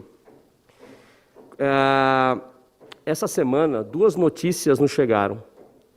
A primeira dá conta de que se pretende queimar os arquivos da ditadura, hoje dispostos no Arquivo Nacional. A segunda já foi referida aqui. Um jovem negro, preso com maconha, me parece, algemado, o que remete a uma imagem dos antigos capitães do mato, na triste era da escravidão no Brasil. Tais fatos não são ocorrências isoladas, mas são consequências de ações presentes que desejam apagar um passado de crimes contra a humanidade. No primeiro caso, do arquivo. No segundo caso, é um passado que nos cobra o seu enfrentamento e a sua compreensão. Como escreveu o pensador Jean-Paul Sartre, o passado se impõe e nos devora. A criação de um centro de memória às vítimas do DOI-CODE de São Paulo, o maior e principal centro de sequestros, torturas e extermínios da ditadura civil-militar, imposta por um golpe de Estado em 64, não é um favor de qualquer governo, mas é um dever baseado na Constituição de 1988, nas normas internacionais, nas decisões do Sistema Interamericano de Direitos Humanos e nos parâmetros civilizatórios. É, na verdade, um direito de todo o povo brasileiro, é direito nosso. Eles não têm que fazer nenhum favor, é direito de cada cidadão. E principalmente das vítimas que tombaram e sofreram na pele o terrorismo de Estado na sua luta pela democracia, que hoje, ainda que atacada frontalmente, nós podemos, de certa maneira, usufruir. Qualquer outra destinação que se dê ao local, qualquer outra, como disse o Marlon, constitui uma infâmia e um desrespeito à memória das vítimas, à própria democracia e à humanidade como um todo. Verdade, memória e justiça são condições indispensáveis para a afirmação da identidade do povo brasileiro e da nossa história. Como professor de Direitos Humanos e Direito Constitucional, como advogado do Núcleo da Preservação da Memória Política de São Paulo, na condição de litisconsorte ativo, como advogado da OAB São Paulo, na condição de amicus curiae, como já citou nosso querido Arnóbio, e principalmente honrando essa heróica ação civil pública proposta pelo nosso Valério, do Ministério Público do Estado de São Paulo, entendo que o país não pode mais invisibilizar as vítimas da ditadura, seja nas cidades ou no campo, como os camponeses e os povos indígenas, por exemplo, capítulo ainda pouco conhecido da grande maioria da nossa população. Ponto que eu batia muito quando compus a Comissão da Verdade de Osasco, alguns anos atrás. O memorial às vítimas no local do antigo DOI-CODE de São Paulo, local de consciência destinado a se tornar um dos principais centros de memória, pesquisas, buscas arqueológicas e educação para as novas e futuras gerações e para a democratização do país, será mais um passo importante nessa luta pelos direitos humanos. Como escreveu William Faulkner, um dos maiores escritores norte-americanos, o passado não é passado, ele sequer existe. E como mencionado aqui há pouco também pelo Adriano Diogo, a Polônia, com seus vários memoriais, porque já foi dito que nós não precisaríamos de mais nenhum memorial, não é? É preciso entender que um centro de memória tem um significado próprio pelo que ocorreu naquele momento. Então, eu agradeço, parabenizo ao deputado Emídio e a todos que aqui nos acompanham, virtualmente ou presencialmente. Obrigado. Obrigado, doutor Flávio, pela sua palavra. Chamo agora a Cláudia Plens, que é do Laboratório de Estudos Arqueológicos da Unifesp.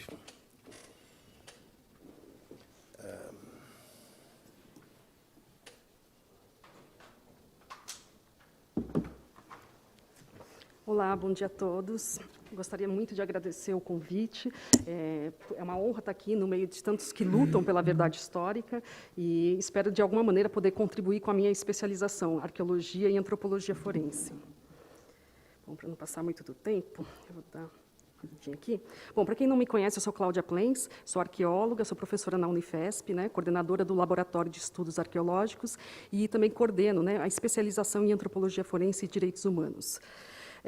Eu tenho participado do grupo de trabalho do DOI-CODE e o meu objetivo é, de alguma maneira, poder tentar ajudar nas pesquisas arqueológicas que a gente pretende fazer, né? A Aline Carvalho, da Unicamp, a André Zaranque, da UFMG, e eu.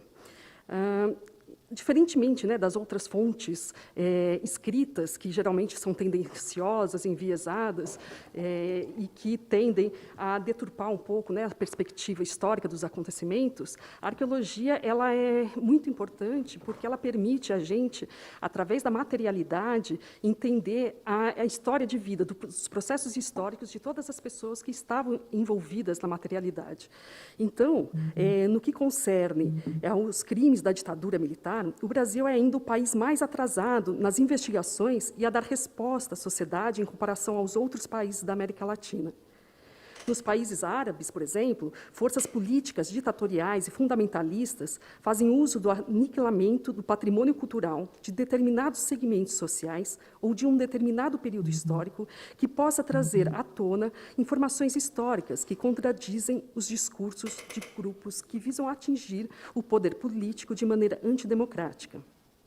Para que efetivamente superemos os problemas do passado e nos recomponhamos em uma sociedade mais justa no presente, é necessário esclarecimentos e preservação da verdade histórica.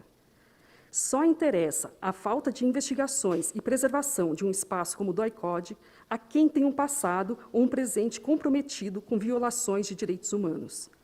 A arqueologia tradicional e as investigações de arqueologia forense podem identificar minuciosamente os fatos ocorridos no DOI-CODE, de modo a concluirmos este conhecimento sobre esse passado e traçarmos estratégias para o futuro que queremos para a nossa sociedade.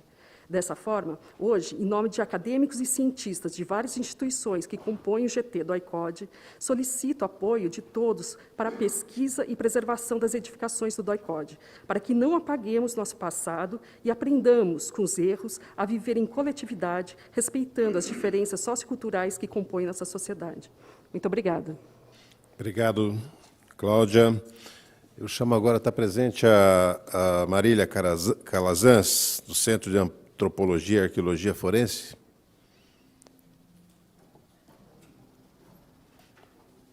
A Marília, por até 5 minutos.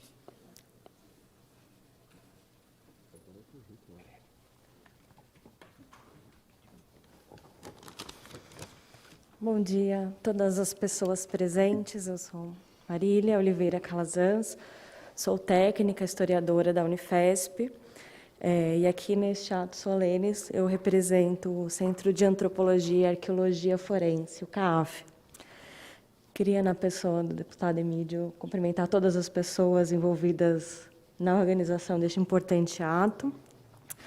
Queria dizer que o CAAF é um órgão da Unifesp que foi criado em 2014, especialmente para acolher e sediar, no âmbito da Unifesp, os trabalhos do Grupo de Trabalho Perus, que teve como missão identificar os remanescentes humanos exumados de uma vala clandestina no Cemitério Municipal de Perus, em 1990, aqui na cidade de São Paulo. Os remanescentes continuam no CAAF, armazenados em 1.049 caixas. Os trabalhos de pesquisa sobre Perus se encontraram muitas vezes com o DOI-CODE, este reconhecido centro de detenção e tortura, e parte também do que ficou evidenciado como a máquina de fazer desaparecer da ditadura.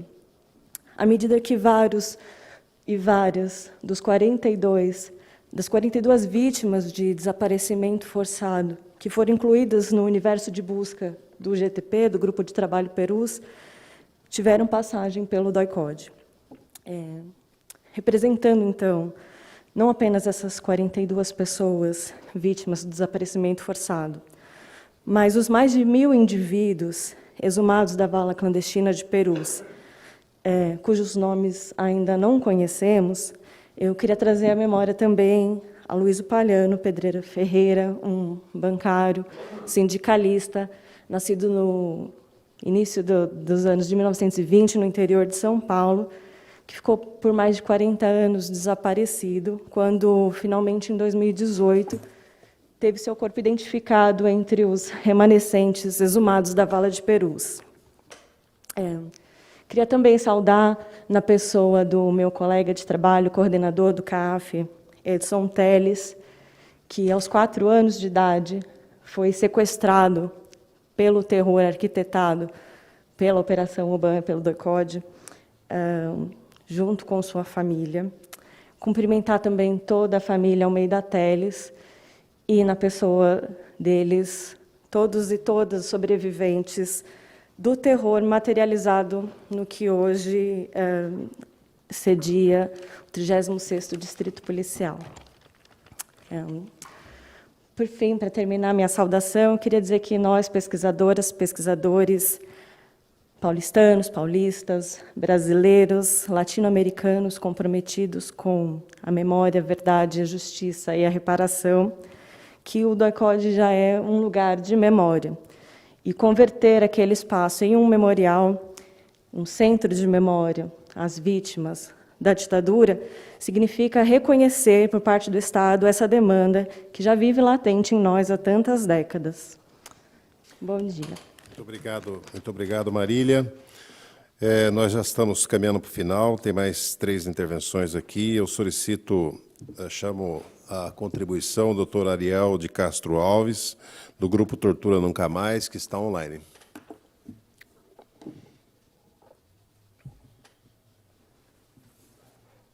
Seu microfone, Ariel. Opa, bom dia a todas, todos. Bom dia, deputado Emídio. Cumprimento você em nome de todos os parlamentares, cumprimento também o Adriano Diogo, meu colega Arnóbio, o Politi, o Eduardo Valério, Del Roio e Ivan Seixas, em nome de todas e todos, lutadores, lutadoras que estão aí, e também cumprimento em nome aí das mulheres defensoras dos direitos humanos, a minha colega Gabriela e a doutora Débora, a doutora Suzana Lisboa, que é uma grande referência para nós nessa luta também. Então, é importante aí ressaltar a presença de tantos lutadores, lutadoras, que sem a atuação deles não estávamos hoje numa democracia, ainda que seja uma democracia bastante combalida nos dias atuais. E lembrando do documentário que foi aí colocado, né, o dia em que a justiça entrou no DOI-CODE, E lembrando aqui do nosso falecido Antônio Malheiros, a justiça precisa estar nas ocupações, precisa estar nos albergues, precisa estar nos abrigos, precisa estar nas ruas, precisa estar nas favelas, nas delegacias, nas prisões, por causa exatamente de não termos tido a valorização e o reconhecimento da memória, da verdade, e, de fato, uma justiça de transição, a punição dos torturadores, é que nós temos situações, como a situação de ontem, né, que eu acompanhei conjuntamente com a ouvidoria de polícia, e nós vimos lá, né, um jovem negro sendo algemado, sendo puxado, né, como relembrando os tempos da escravidão, sendo arrastado, e depois daquelas cenas ele ainda chegou a cair e, de fato, ser arrastado, e na audiência ele estava com lesões visíveis. E, mesmo assim, a juíza do Departamento de Inquéritos Policiais considerou o flagrante irregular, que o flagrante respeitou os direitos constitucionais e respeitou a legislação em vigor no Brasil. Então, imaginemos se o flagrante não tivesse respeitado os direitos constitucionais e a legislação, o que aconteceria, então, com esse jovem? Então, isso mostra, né, o quanto nós ainda estamos distantes da verdadeira justiça, distantes da democracia, distantes da efetivação dos direitos humanos, e que, de fato, as heranças da ditadura estão aí. Temos as polícias militares mais letais do mundo, temos a tortura institucionalizada e aceita, inclusive, pelo poder judiciário, também aceita em muitos momentos por setores do Ministério Público,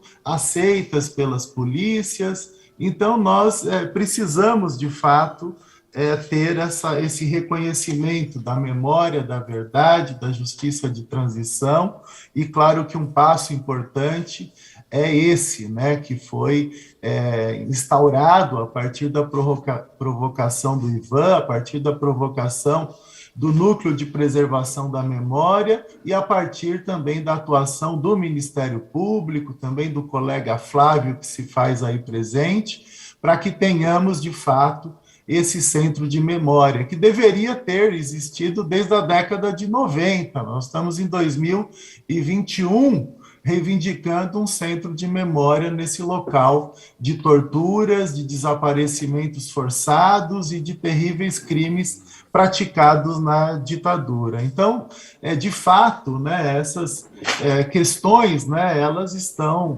cada vez mais latentes no Brasil de hoje, pela falta de memória, verdade, justiça de transição. Tivemos ontem um ministro, né, um novo ministro do Supremo sendo aprovado e não reconhecendo que a ditadura matou, torturou e cometeu vários crimes. Pela falta de memória, verdade e justiça de transição, temos o Bolsonaro e seus assistentes no poder, defendendo ditadura, defendendo tortura. Por conta da falta de memória e verdade, tivemos um genocídio de mais de 600 mil pessoas na pandemia, com milhares de mortes aí que poderiam ser evitadas. Então, diante disso tudo, né, que nós, claramente, pelo Grupo Tortura Nunca Mais, em nome da presidente de honra do grupo, Rose Nogueira, nós estamos junto com o Núcleo de Preservação da Memória, juntos com a Comissão de Direitos Humanos da Assembleia Legislativa de São Paulo, reivindicando esse centro de memória no local onde funcionou o DOI-CODE. Esperamos que o João Dória, governador de São Paulo, que teve o pai também perseguido pela ditadura e que agora é candidato à presidência da República, ele minimamente reconheça a importância desse centro de memória para a nossa democracia e para a defesa dos direitos humanos. Senão, nós precisaremos estar denunciando ele, né, como que se propõe a se fazer de democrata, estadista, e nem esse passo mínimo ele dá em implantar o Centro de Memória naquele local. Então, agradeço, deputado Emídio, o convite e a sua atuação pela Comissão de Direitos Humanos dessa casa, da qual já trabalhei aí muitos anos e sei da importância dessa comissão. E, novamente, um abraço a todas, todos, valorosos e valorosas companheiras de luta pelos direitos humanos. Estamos juntos nessa luta. Um abraço. Obrigado, Ariel. Muito obrigado pelas suas palavras. Chamo agora o José Luiz Del Roio, do Comitê Paulista Memória, Verdade e Justiça.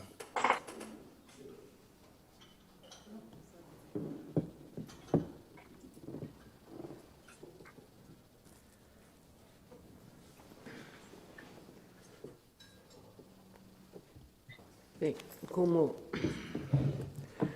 já é tarde, vou falar pouquíssimos minutos. Bem, deputado Emídio, muito obrigado por essa oportunidade de ter feito esse encontro. E, através do senhor, cumprimento todos e todas que lutam e trabalham nesta área. Eu, particularmente, tenho uma coincidência. Eu vivo em Milão, na Itália. Local que eu, inclusive, tive a honra de ser eleito senador da República Italiana. E por que eu falo de Milão? Porque aqui perto, muito perto, tem um monumento, Milão, São Paulo, praticamente aqui ao lado.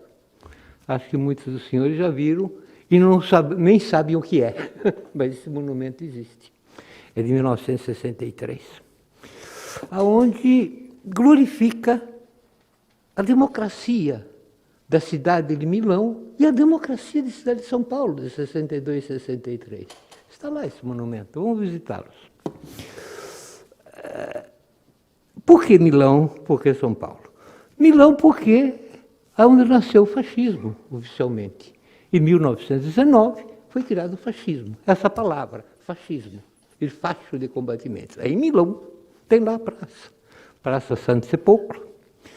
Então, e foi lá Milão que se deu uma resistência feroz, difícil ao fascismo. Então, é uma cidade que tem que ter memória, porque ela é marcada por ser o berço do fascismo mundial. Ela tem que ter memória. E quando houve essa consulta aqui no DOI-CODE, uma das senhoras que falava em nome do governo dizia: mas já tem um centro de memória, para que o outro? Uma cidade só deve ter um. Então eu pensava em Milão. Vou citar algumas coisas. A sede da Gestapo. Muita gente foi torturada e morta na sede da Gestapo, é claro. Se discutiu muito o que fazer com a sede da Gestapo. Se decidiu fazer um teatro. Vocês vão dizer, mas um teatro? Sim, mas um teatro específico. Um teatro de peças antifascistas, com uma biblioteca antifascista de memória, com documentos, etc. Foi dado ao Streller, famoso Piccolo Teatro de Milão, com as peças na época de Brecht. Brecht trabalhou muito ali, porque devia ser uma coisa antifascista. Foi uma solução. Mas ali pertinho, a 500 metros, você tem o mais antigo prédio de Milão, construção de Milão. Milão tem 3.000 anos, mas aquele prédio só tem 800 ou 900 anos. Porque foi destruída Milão e ela foi reconstruída. E tem ali a Loggia dei Mercanti, que é o local mais sagrado de Milão. Ali estão todas as placas de todos os mortos combatentes fascistas da cidade. Ponto de referência, onde você coloca flores, se encontra, discute, vem os jovens, vem os turistas. Mas se você sai dali, mais 500 metros, tem o Instituto da Resistência. Aquilo coisa antiga, vocês vão dizer. Sim, mas há 4 anos atrás foi construída a Casa da Memória. É um prédio novo, Casa da Memória da Resistência Antifascista, justamente. Prédio grande. Onde houve um resistente ou uma resistente que lutou em Milão, na sua casa tem uma placa. E se aquela casa não existe mais e a casa foi reconstruída, outra coisa, continua a placa. Ela não pode sair de lá. Se não tem mais prédio nenhum, tem um jardim, a placa continua lá. Aqui nasceu, aqui morreu, aqui foi fuzilado, aquilo foi levado para um campo de extermínio. Eu poderia continuar porque seria longo. Então vocês veem, essa é uma resposta. Só pode ter um memorial. Não, a cidade tem que ter todo o memorial que for necessário para guardar aquela memória. Então vamos honrar, falo aqui para o prefeito de São Paulo, falo para o governador, né, sobretudo, vamos honrar esse acordo com Milão de 1963, que está aqui no Ibirapuera. Guardemos toda a questão da memória. Concluindo, eu só quero dizer uma coisa, e vou copiar o Ivan. Queridos, nós somos velhos, podemos morrer. Eu estou falando dos que combateram naquela época, porque o tempo corre. Mas eu quero deixar aquela mensagem do Ivan. Nós morremos, mas essas ideias não morrem, não. Esses memoriais vão ser construídos e vai estar rigorosamente escrito quem lutou por esses memoriais e quem foi contra. Pensem nisso. De qualquer forma, é uma luta seguramente vitoriosa. Questão de tempo. Muito obrigado a todos vocês. Obrigado, Wiederhoyer. E, por fim, a nossa Suzana Lisboa, da Comissão de Familiares de Mortos e Desaparecidos de São Paulo. É online. Suzana, você nos ouve? Olá. Está me ouvindo? Sim, estamos te ouvindo. Por até bom 5 dia, minutos. Bom dia a todos, a todas.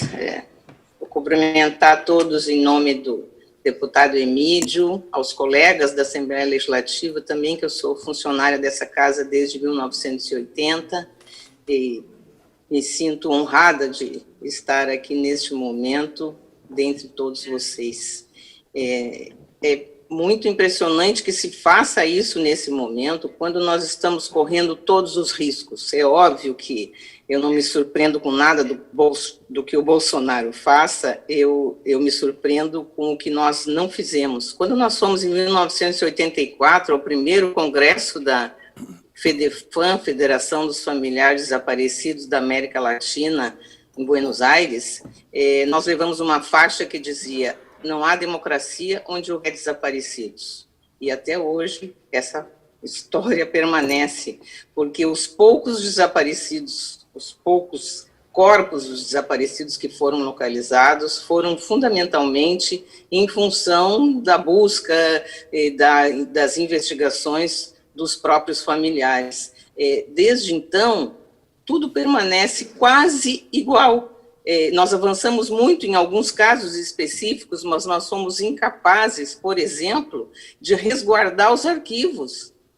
Há poucos anos atrás, no primeiro ano do governo Luiz Inácio Lula da Silva, houve queima de arquivos na base aérea de Salvador. Nós somos incapazes de preservar o que restou a partir dali. Eu sempre falo dos arquivos dos ministérios militares que existiam quando era ministro o Maurício Correia, e que foram feitos relatórios com base nesses arquivos, e nunca esses arquivos apareceram. Nós conseguimos permitir com que eles fossem destruídos, fomos incapazes de manter essa preservação. Nesse momento em que o Arquivo Nacional está sendo ameaçado de perder também o que tem ali da Comissão Nacional da Verdade, informações essas, muitas, que infelizmente, inclusive para nós familiares, permaneceram em sigilo, para a sociedade toda, mas especificamente para nós, que lutamos tantos anos por esse assunto, eu só posso cumprimentar vocês, terminar rapidinho e lembrar com muita emoção dos familiares que marcaram a luta na cidade de São Paulo. A dona Felícia Martim de Oliveira, mãe da Isis Dias de Oliveira, Maria Augusta Capistrano, a Eunice Paiva, a dona Egli Vanucci, Julieta Petit, não posso me esquecer de muitos, mas certamente vou esquecer. Dona Egli, já falei. Eu quero lembrar também, em nome de todos aqueles que sofreram nas dependências do DOI-CODE, a Dulce Maia, que foi nossa companheira, militante, desde o primeiro momento em que desembarcou na época da anistia. E se preservar essa memória é ter a certeza de que não vai mais acontecer, é preciso que isso aconteça e que se faça justiça. Aqui no Rio Grande do Sul, nós, infelizmente, já perdemos a chance que tivemos pouco tempo atrás de ter um centro de memória onde funcionou o DOPinha, que era ainda na época do começo da ditadura militar. Então, só posso cumprimentar a todos e dizer que nós não vamos esquecer, nós não vamos parar de lutar. Eu, infelizmente, não tenho até hoje o atestado de óbito do meu marido, Luiz Eurico Terreira Lisboa, assassinado na cidade de São Paulo em 1972. A Justiça, o ano passado, a Justiça de São Paulo me negou por unanimidade a mudança do atestado de óbito. É uma história que não termina, é uma história diária e é uma história de que hoje os desaparecidos da atualidade, os torturados da atualidade estão gritando junto conosco. Um bom dia a todos e vamos em frente nessa luta. Obrigado, Suzana. Nós estamos chegando, então, ao final do nosso ato, da nossa audiência pública. Eu queria, primeiro, agradecer a audiência de todos, dizer que todos que fizeram intervenção, primeiro, colaboraram com o tempo para que a gente conseguisse... Olha, o Tim está pedindo aqui, o nosso querido ator, se for 1 minuto, Tim, porque nós estamos muito atrasados já. 1 minuto, então, por favor.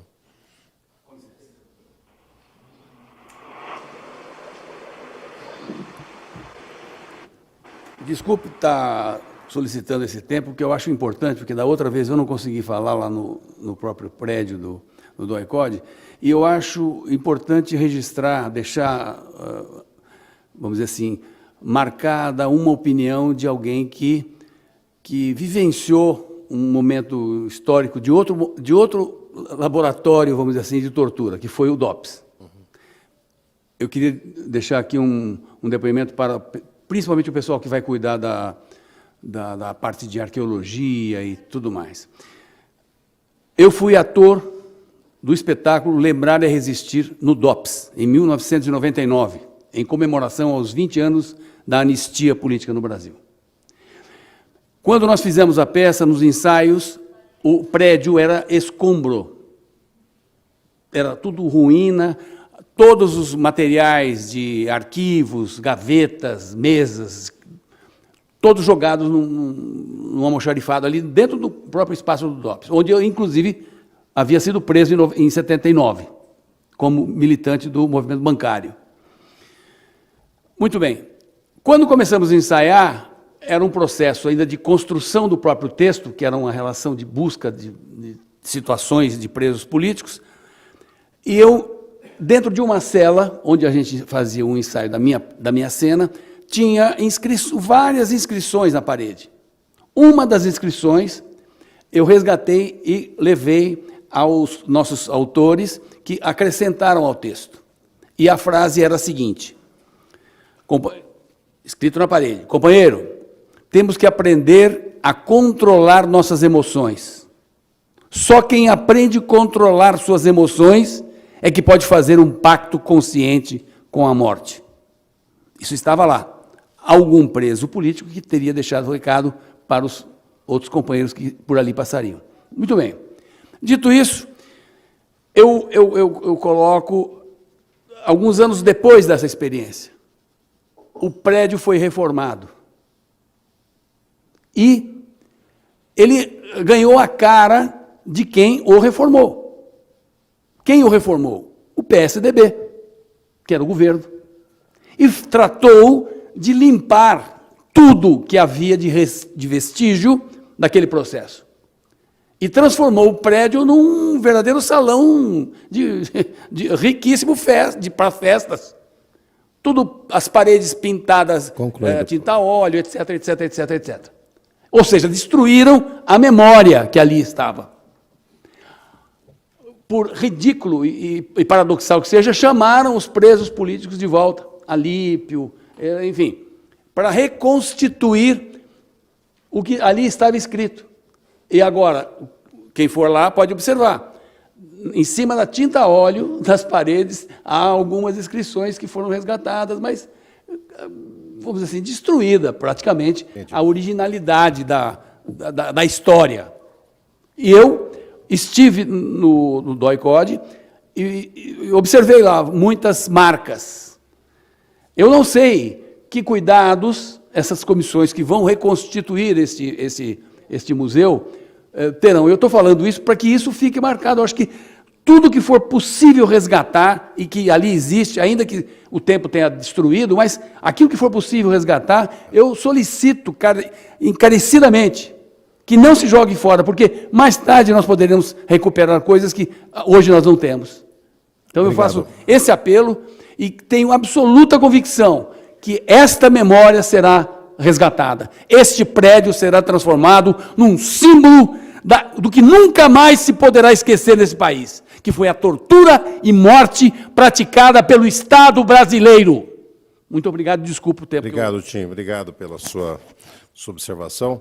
Então, nós estamos chegando ao final. Eu agradeço muitíssimo todos que utilizaram a palavra, os que nos assistiram também.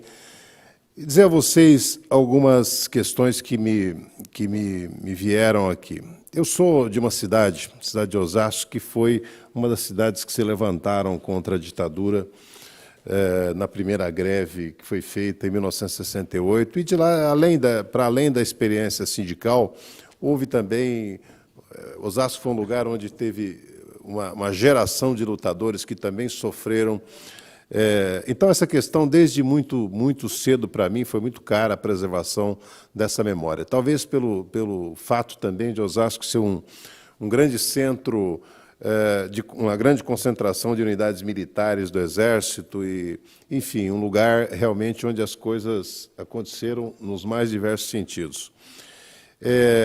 Eu penso que nós temos boa parte dos problemas que nós vivemos hoje, já apontado aqui por diversos que falaram, Ivan Seixas, todos aqui também, pelo Marlon. Nós temos um problema que nós não tivemos um encontro com a verdade, né? A ditadura militar no Brasil foi superada por acordo, não por praticamente um acordo feito por cima, e isso significou uma série de concessões de não punição a quem praticou tortura e que resultou no país que nós temos hoje, né? Não é que eles voltaram, eles nunca foram, né? Eles sempre se mantiveram intactos nas posições que dominavam naquele período. E isso dificultou. Os países que agiram assim estão passando pelo mesmo problema. Note o Chile agora, com tudo que passou, novamente uma ameaça de voltar uma ultradireita no país, que é uma coisa impensável. A Argentina já é uma experiência diferente, porque teve um encontro, teve um resgate dessa memória e a punição de quem cometeu esses atos. Então, eu acho que a pergunta que você fez, Marlon, de quem tem medo da memória, na sua elegância você não quis responder, mas, na verdade, você sabe. Quem tem medo da memória, muito é quem não agiu corretamente, quem agiu contra o país, contra a democracia, contra a dignidade humana, contra a existência humana, quem se utilizou da tortura, são esses que tentam apagar. Infelizmente, o Brasil tem um problema com memória. A ditadura tenta se apagar o tempo todo. Já devem ter destruído o documento, Ítalo, aos montes. Mas também, em outros momentos da história, foi assim. A memória da escravidão, houve decisão de apagar a memória da escravidão, documentos da escravidão, para que, como se aquele tempo o seguinte, as coisas erradas que eu fiz, eu não quero que venham à tona, né? E é por isso que ainda tem gente que celebra a memória de torturadores. Por quê? Porque passou como se não tivesse acontecido nada de errado, como se nada tivesse ocorrido. Foi, olha, tudo bem, que foi, bota-se uma pedra em cima e segue a vida. Então, essa questão da memória, para nós, é uma questão que precisa estar muito presente. E aí, São Paulo, gente. São Paulo é uma coisa seguinte, quando vários falaram, né, vários argumentos de representantes do governo do Estado, é no sentido de que já tem um lugar, não precisa de outro. Aí vamos lembrar o seguinte, olha, Quantos lugares de São Paulo lembra de pessoas que não deveriam ser lembradas? Vocês já imaginaram quantas homenagens tem a Bandeirantes no estado de São Paulo? Além das rodovias, que tem o nome de alguns, tem a própria Avenida dos Bandeirantes e tem o Palácio do Estado que leva o nome. Quer dizer, então, para esse tipo de memória, pode tudo. Para a memória política do país, do Estado, para a memória dos que perderam a vida, não pode ter mais de um centro? Que história é essa? Ainda mais para um prédio que abrigou um centro de tortura, como foi o caso do prédio do DOI-CODE. Então, eu penso que nós não podemos, São Paulo não pode compactuar com o silêncio criminoso, sabe, que vigorou no Brasil por tanto tempo. O governador Dória tem uma oportunidade. Ele vive preocupado, eu estou falando que eu acho que é no sentido de dialogar mesmo. Ele vive muito preocupado, às vezes, em se diferenciar do Bolsonaro, que é isso, que é aquilo. Está aqui nas suas mãos, governador, uma oportunidade de se diferenciar do Bolsonaro. Não apague a história, não apague a história do seu pai, não apague a história da memória de quem criou o seu partido, não apague a memória. Se restar algo de Mário Covas no seu governo, haja no sentido de decretar, de fazer o plano e preservar a história desse prédio tão importante. É o prédio, mas pode deixar, preserve o prédio que nós sabemos o que fazer com ele depois. Nós sabemos preservar a memória. Basta que ele cumpra o seu papel protocolar, quase, sabe, de dar a destinação para esse prédio. É o que nós pedimos nesse momento. Aqui se falava há pouco, Tim, de memória. São Paulo é impressionante. Aqui nessa Assembleia, nesse prédio, nesse Palácio 9 de Julho, ao lado de fora aqui tem um gramado que ele é uma homenagem, Marlon, ao genocídio, uma lembrança do genocídio armênio. Então, nós somos capazes de lembrar o genocídio de outros povos, mas não somos capazes de lembrar daqueles que tombaram aqui na luta pela liberdade. Então, a nossa luta acho que valeu a pena. Se essa audiência servir para sensibilizar alguém, eu imagino que o governador Dória deva tomar essa medida, sabe? Eu acho que a dignidade do cargo de governador de São Paulo, antes de compromisso com o que você acredita, tem que ter compromisso com a verdade. E a verdade é que a história da luta política, a resistência à ditadura militar, passou por esse estado, por essa capital, e os que tombaram, muitos deles, tombaram nessa Rua Tutóia, que precisa ser preservada. Muito obrigado a todos pela presença, pela audiência, e vamos seguir na luta até conquistar o que nós precisamos, e vamos conquistar.